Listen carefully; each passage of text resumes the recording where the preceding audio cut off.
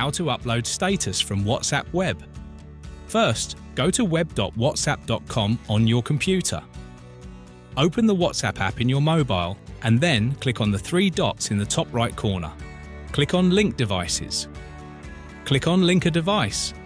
Scan the QR code on the desktop screen and log in to your WhatsApp on the WhatsApp Web. Click on the three dots menu and then click on Status Privacy.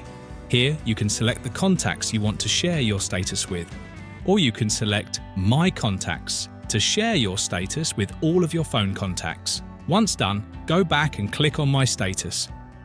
Or you can click on this plus icon as well. You can select photos and videos from your computer, or simply write the text to share your status.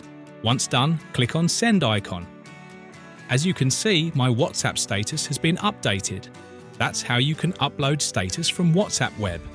If this video helps, please leave a like on this video and don't forget to subscribe to our channel.